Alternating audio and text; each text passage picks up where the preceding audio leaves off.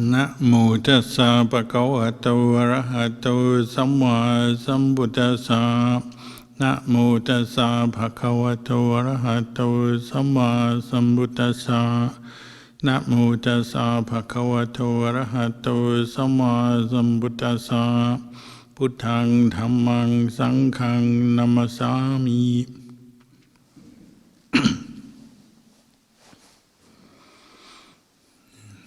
Blessings, good evening. As you know, tomorrow we have Papaja novice ordination, 10 candidates. Whenever we have ordination of either monks or novices, it's always time to reflect on the purpose of the monastic life, the holy life. Sometimes our teacher, Ajahn Kalyano, would call the people living in the monastery seekers of truth, which is one way of describing what we're doing.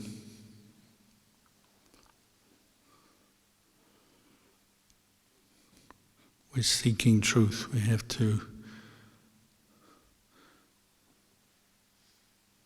remind ourselves what we're doing, because the reason we're still caught up in stress and suffering is because we lose sight of the truth, and we get caught up in the stories and the emotions and the reactions to things all the time, which takes us away from the truth. But we're seekers of truth. So the Buddha would make these statements like, there is suffering. Obviously, when we talk about the Four Noble Truths, when we talk about truth, the Buddha would sometimes divide it into the Four Noble Truths. So suffering, which is to be known, the cause of suffering, craving and attachment, which is to be abandoned, the cessation of suffering, to be realized, and in the path of practice leading to the cessation of suffering, which is to be developed. So when we say seekers of truth, then we're seeking to both understand but also practice according to these Four Noble Truths. So some of the Buddha's teachings are just laying things out, making a statement or an explanation. This is the way it is, such as suffering, say there is suffering. But then he would give the way of practice, what to do about it. Which is why many people are attracted to Buddhism, because it's not just saying this is how it is, or this is the way things are. There's a kind of philosophical statement, but it's also saying, but this is what you can do about it. And in particular, you can find a way out of suffering. There is a way out if you practice accordingly, according to the correct way. You can actually free yourself from suffering.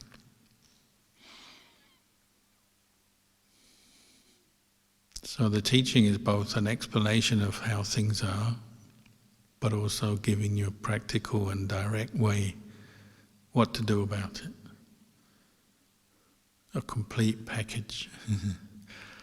So when we say seekers of truth, we say in a monastery we're seeking truth. Well, that's what we're doing. We're first of all just bringing our attention maybe to what the problem is, the statement, and then looking at what we can do about it, how we can apply the teachings and these practices in daily life to actually free ourselves from suffering.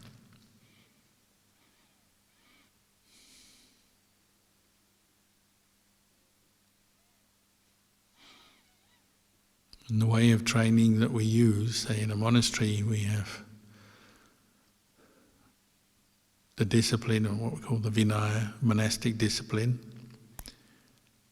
So there's many aspects to that. And when you ordain, first of all you shave your head, sort of symbolic renunciation. Don't need a hairstyle anymore, at least while you're in the monastery as a monk. Just have one set of clothing, your robe, which is exactly the same style of clothing that the Buddha wore, so you're not in any way inferior to the Buddha or any other enlightened being since the time of the Buddha. All wear the same kind of robes, similar style. Have a bowl.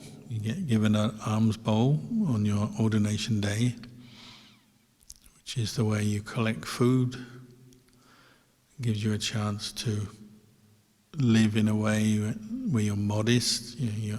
That's your only real income as a Buddhist monk. It's just the daily food that people are willing to share with you. And the bowl limits you, so you don't indulge. It's not like you can have banquets every day, you just have what you put in your bowl. And if we even have a rule, if the bowl becomes full, then that's it, you don't receive more. It's kind of a self-limiting exercise, so you can't indulge too much your greed. Still can have greed for food, because even the smallest bit of food can bring up some desire, but at least you've got a limit. The limit is the size of your bowl. In the old days, Buddhist monks in Thailand used to have bigger bowls than they do now. It was kind of fashionable, you'd have a big bowl, partly because you use a bowl as a suitcase, or the equivalent of a suitcase. So when you travel, and you'd often travel by foot, you put everything in your bowl. That's the way you carry your robes and whatever else you've got. You'd maybe have an umbrella to make a simple tent to camp at night. And then you would collect food in this large bowl. Often they were iron bowls, which were subject to rust. They go rusty as well. My first iron bowl had 3 holes in it, sealed with epoxy resin. But when you keep eating food in your bowl and then washing it, gradually the resin chipped away, wore away, and then it got holes in them, or got 1 hole. And so the juice of the curry would drip onto my robe. So I'd have a stained robe to remind me of impermanence, I guess. But I had a very big bowl, much bigger than I do now, so you could carry a lot. But in those days, mostly you just got offered rice. So I carried a lot of rice. You could only eat so much rice. So you give the rest away, share it with others. Didn't get very much food on alms round in my early years. But even rice you can become attached to. You have a bowl, you fill it full of rice, you can still start picking around saying, I like this rice, not that rice. Maybe there's rice that's fresh and cooked just recently so it's still warm and soft. Other rice has gone hard because it was cooked a few hours ago. Or there's sticky rice, or there's jasmine rice, ordinary kind of white rice, or there's sometimes brown rice, or red rice, purple rice, husked rice. Even something as simple as rice, you can start thinking about and picking and choosing. But the idea is you have a bowl to limit your food. You have a robe to limit your interest in clothing. The robe just protects you, but there's not much fashion involved with robes. Even then, some monks would get into the fashion of the robe, the colour. When I was a novice monk, I lived with one monk who got into patching his robe. Because if you keep your robe long enough, or gradually you get holes, or it starts to wear away and you patch it. And the Buddha praised that, patching a robe, because you're keeping your robe going, you're not bothering anyone looking for more cloth. You just get an old bit of cloth, a rag, and you patch the hole. then you dye it, but the patch and the original cloth never match in terms of dye. They have a different, maybe different texture and different colour. One will be lighter and one will be darker. So the patches show up. And this monk got really into patching his robes. He ended up with just this patchwork. Monk's robe looked like a patchwork quilt. Like particularly the sort of thing like I don't know about you, but my grandmother used to make patchwork quilts. It's the sort of thing people would do in the old days. So he looked like a walking quilt. And he's very proud of his patched robe. And everyone could see maybe he's too proud of it, too attached, because it's just a robe. But nobody said very much until he went to stay with Ajahn Mahabua, who took one look at him and laughed him out of the monastery and said, "Oh, you're too attached to your robe." So even a simple monk's robe you can become attached to. The rice in your bowl you can become attached to. However, the monk's life is simple. You only have a few possessions. You have a simple hut in the forest.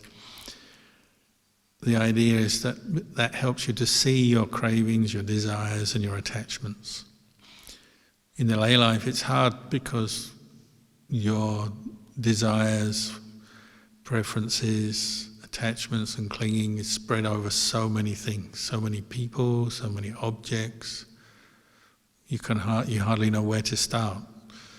And we're so busy in so many activities, so when you come to meditate, like tonight, you sit down to meditate, and there's so many thoughts coming up, so many memories, so many plans, so many issues.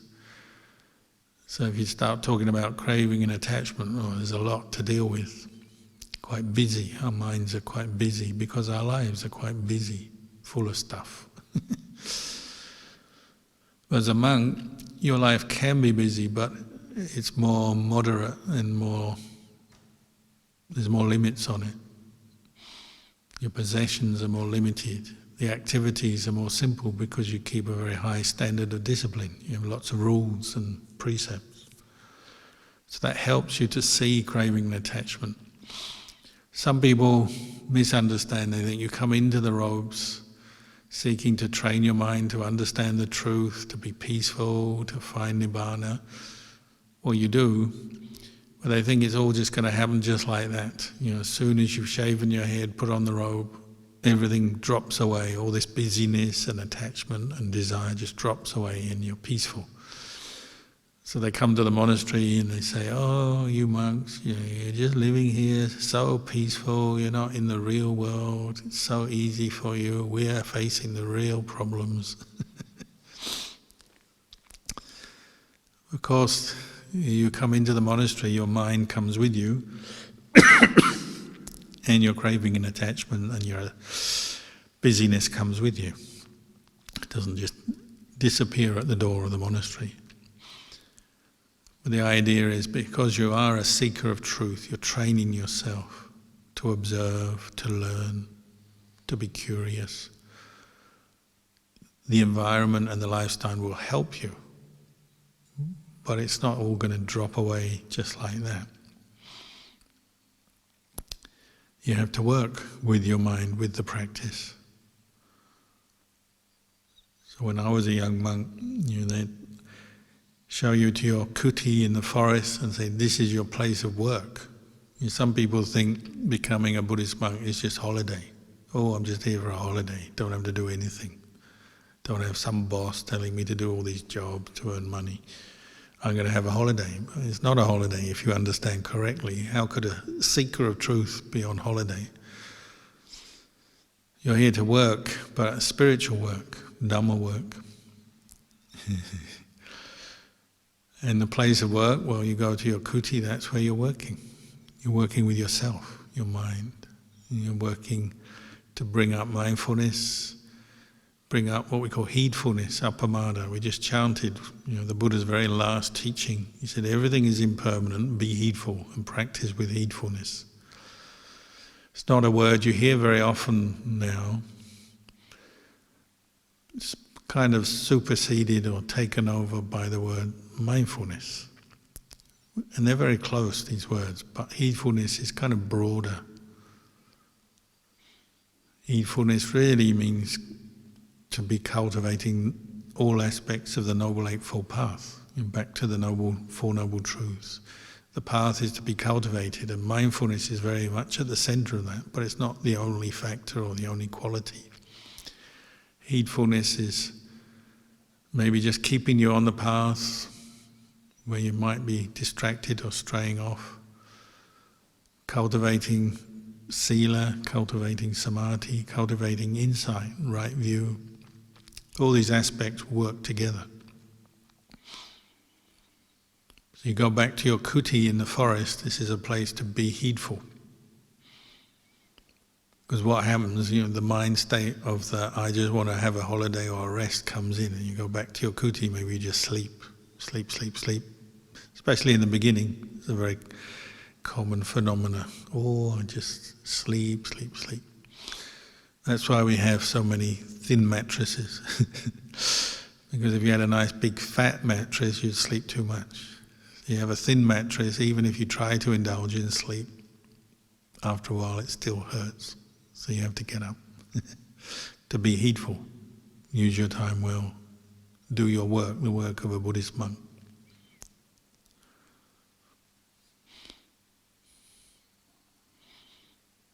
The walking path is also a place of work.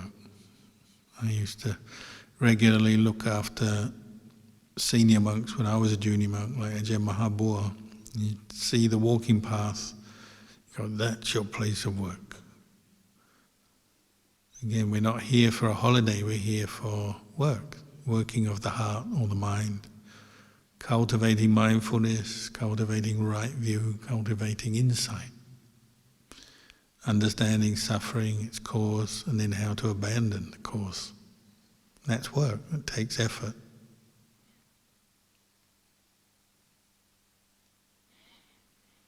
This is what we call being heedful or cultivating heedfulness. Listening to Dhamma, you get the statement, the explanation from the Dhamma teaching or the sutta or the chanting, and then you put it into practice, you apply it. Back and forth, listening, learning, and then applying, and then watching, observing, and then learning some more from your own experience. Another criticism, people sometimes say, oh, you go into the forest, become a monk, you're just selfish, you're not doing anything for anybody. It's a common one. Again, people associate working as being out in society, having a career, earning money. If you're in the forest, you're kind of running away, avoiding things, you're not doing anything good for anyone, you're just selfish, indulgent. Well, it could be the case, it's not impossible, but it's actually not very easy to live in the forest, in a simple hut, meditating, practicing mindfulness, keeping precepts. It's not easy. And it is actually useful for everyone, not just for ourselves, because we're learning about ourselves. You're learning where suffering comes from. And suffering doesn't come from out there with other people. That's part of the delusion. It comes from your own untrained mind, deluded mind, wrong thinking. So to uncover that, you have to practice mindfulness, investigation, contemplation.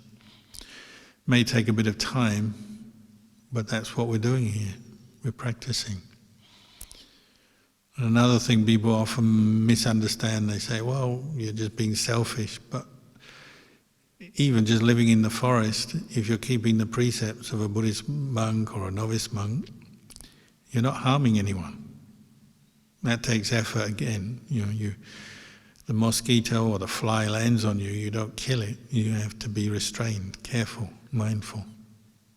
You just shoo it away or ignore it. But you don't kill it. You're practicing harmlessness, compassion, kindness, and so on. That takes effort, and at the very least you're not harming anyone. Maybe out in the world, people working very hard, they often get stressed, don't they? Get stressed, get irritated, say things to take out their irritation on other people, do things to take advantage of others or even hurt others. Buddhist monks don't do that. You're learning not to hurt anyone, even a fly. You're not stealing, you're celibate, you're not lying, you're not abusing anyone, you're sober. You're actually doing a lot of good things, even though you may not be having a lot to do with other people. You're still doing something good for the world. That's why Buddhist monasteries have such good energy, because of the general level of morality, mindfulness, good behavior, good speech, good actions.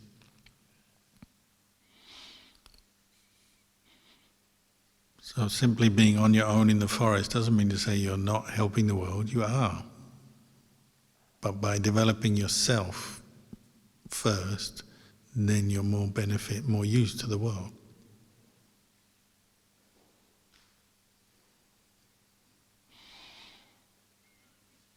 Sometimes new monks, they have problems. There's a lot of rules and a lot of discipline to learn. So they get either confused, forgetful, or feel guilty, or maybe they break a rule. But the important thing is to have the attitude to learn. I want to learn, I want to train. And yes, there'll be moments you notice you're not very mindful. You say something, breaking a precept, or you do something not very skillful, it might happen. The important thing is to learn how to correct yourself, to reflect back on your behavior through the day, say. At the end of the day, reflect on how you've lived for the day and see whether you kept your rules or not. And if you can say, well, I did keep my rules, as far as I know, as far as you can remember, you might notice there's a certain happiness there. You didn't bother anyone, didn't hurt anyone. There's a certain happiness and peace of mind that arises from that. That's one of the reasons we keep these rules. We shave our head, we take the 10 precepts or the 227 precepts, because it stops us hurting others through body and speech. Even if our mind is not yet peaceful, at least you're not taking it out on the world around you. That brings a certain happiness itself. You're just happy because you haven't hurt anyone. So you feel good. If you have made a mistake, you broke a rule without realizing or unmindfully, or you just, as soon as you know that, you just determine to re-establish your intention to keep the rule. And you have to accept, it's a learning process, so sometimes you do make mistakes. That's normal. But you make mistakes until you don't make mistakes. You could, to help you, motivate you in training, why do we do all this? Consider the opposite or the alternative. So if you didn't have the discipline, say the 10 precepts of a novice monk, if you didn't keep those rules, then you'd just be back in the world, killing, stealing, sexual misconduct, lying, getting drunk, eating at all times of day and night, snacking through the night, entertainments, sleeping endlessly. You're not going to learn very much from that or get much Dhamma from that. So that's one way we reflect. We reflect on the opposite. So say you're tempted to kill the fly. You say, well, what if I did kill the fly? Squash it. If you're honest, you probably say, I wouldn't feel very happy about that. Whereas if you manage to restrain yourself from killing the fly, usually you feel good about that. Oh, I've got enough discipline not to kill. And that's a good thing, and it brings you a good feeling. If you just give in to your desire, you swat it out of anger, you may kill the fly or whatever it is, but you're not going to feel very good about it. Or telling a lie. If you were tempted to tell a lie to someone, talking about your life or something, but then you restrain yourself from telling that lie and you know you've done that, you say, oh, I kept my precept. Usually you'll feel good, knowingly keeping a precept. You're mindful. It makes you feel good. But if you give in to the desire to tell a lie, you do, usually you feel bad about yourself. If everyone was not keeping the precepts, the monastery would become unlivable. It'd be too confusing, everyone would be too selfish, there'd be too many conflicts. The reason we can live here together is because people keep precepts and they try to be mindful, try to follow the teaching.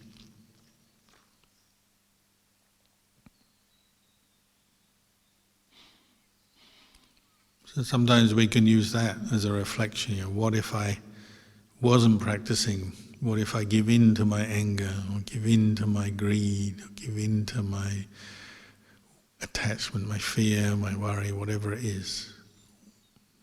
And when you think like that, you realize, that's not the way to go, that's just the way to more suffering.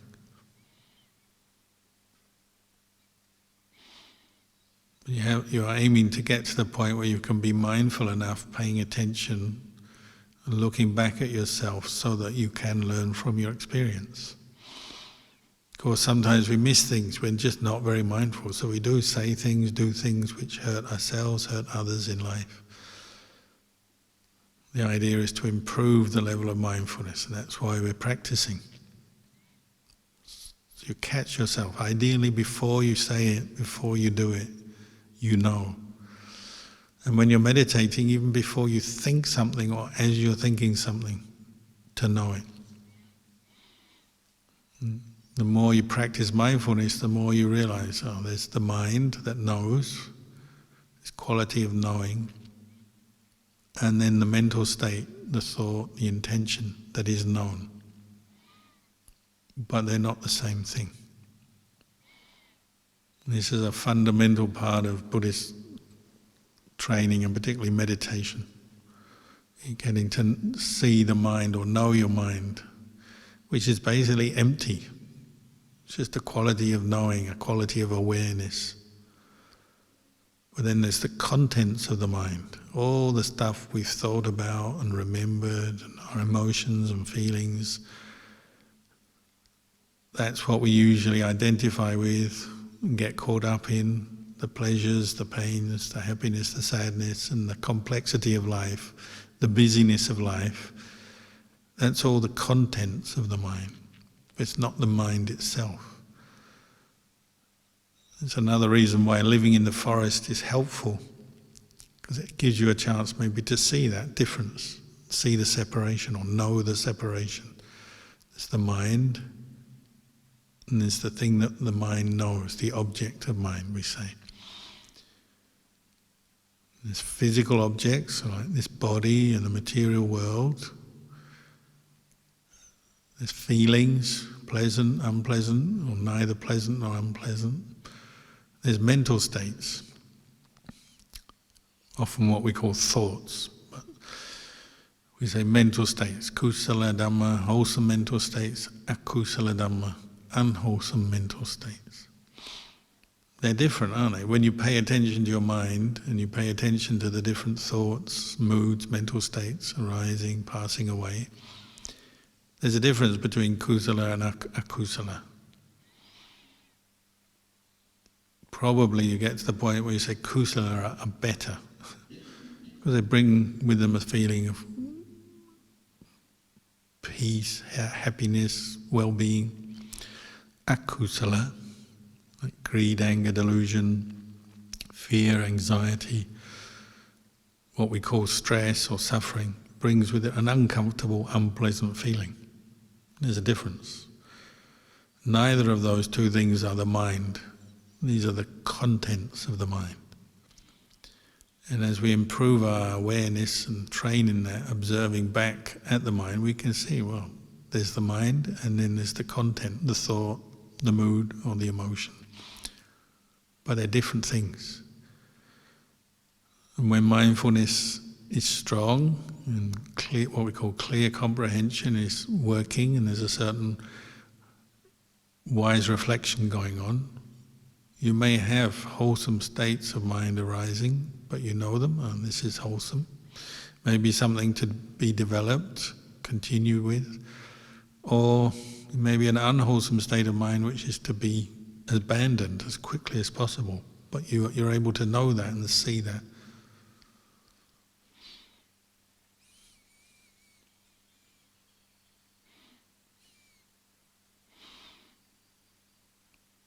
Quite often we get caught into doubt. We say, where do all these thoughts and emotions and confusion of mind come from? Well, the simple answer is just karma, what we've done before. We've already set up the causes and conditions for these different thoughts to arise. So we've made good karma, so sometimes that will come up. We have good thoughts. We've made bad karma, and sometimes we react to things with negative thoughts, greed, anger, delusion. So past actions will bring up present results. In the present moment we have results. But if we establish some mindfulness, awareness, we can see that. We don't have to be overwhelmed by the unwholesome thoughts that cause us suffering. We just know them and let them go. And if you keep letting something go, eventually it doesn't come back. It's a bit like the mice that invade the kutis sometimes. If you keep catching the mice, if you don't take them far enough away, they'll come back. But if you keep catching them and take them further and further away, eventually they don't come back. It's a bit like that with our thoughts. If you keep catching them, not giving in to them, not holding on to them, not indulging them, eventually they won't come up again. You'll be free from them. You have peace.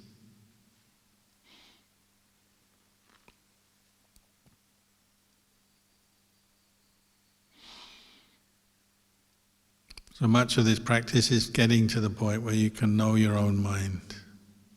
You're walking, sitting, going about your business, eating, cleaning, putting on your robe, going here, going there. These are the fairly simple activities of a Buddhist monk or in a Buddhist monastery. But the important thing is to keep coming back, to be heedful of what's going on in your body, your mind, and to observe where delusion forms, where you get caught into attachment to this sense of self, attached to the greed, the anger, the delusion, the worry, the fear, the suffering, and to start letting that go.